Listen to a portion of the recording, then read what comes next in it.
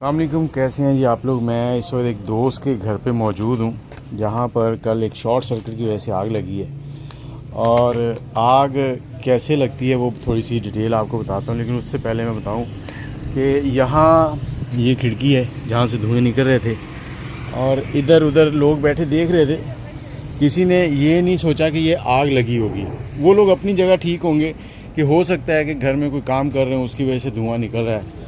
और ये हमारे अकबर भाई हैं और इनका घर है। ये छोटी सी फैमिली थी, अल्लाह ने करम किया कि इनके बच्चे और घर वाले सब मेंबर सही सलामत हैं। ऐसे अकबर जी बिल्कुल। बाकी ये इनका घर है जो कि बिल्कुल कह लेंगे इस वक्त ये अगर मैं आम तौर पर अंदाज़ा लगाऊं तो 5 से 6 लाख कम से कम जो है वो नुकसान हो चुका है।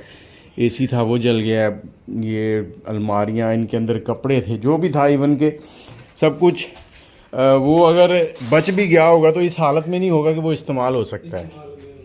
असल कहानी ये होती है, देखने में तो ये लग रहा है ना कि ये अलमारियां बच गई हैं, लेकिन इनके अंदर जो कपड़े या कोई भी चीज़ है अगर उसको गर्मी की तपश लग गई है तो वो बिल्कुल ख़त्म।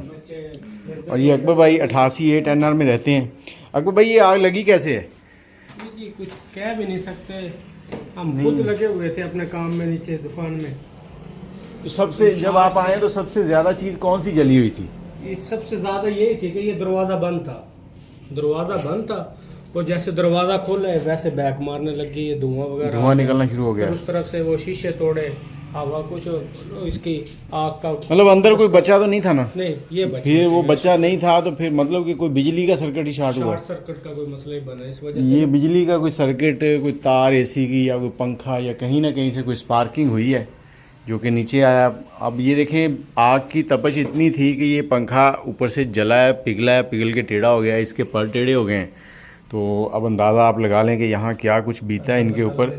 आज तो एक दिन गुजर चुका है। इस वक्त अल्लाह ताला इनको सब्र दे, और अगर आप इनको जानते हैं तो इनसे मिलना चाहें तो मिल सकते हैं आगे खाने वाला 88 चक में।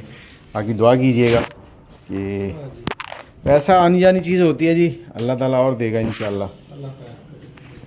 ये इलेक्ट्रीशियन से गुजारिश है कि जब ये काम करते हैं ना तो जोड़ शोड़ अच्छे से लगाया करें। ये इलेक्ट्रीशियन के बहुत सारे पंगे बहुत सी जगहों पे नज़र आते हैं इस तरह से।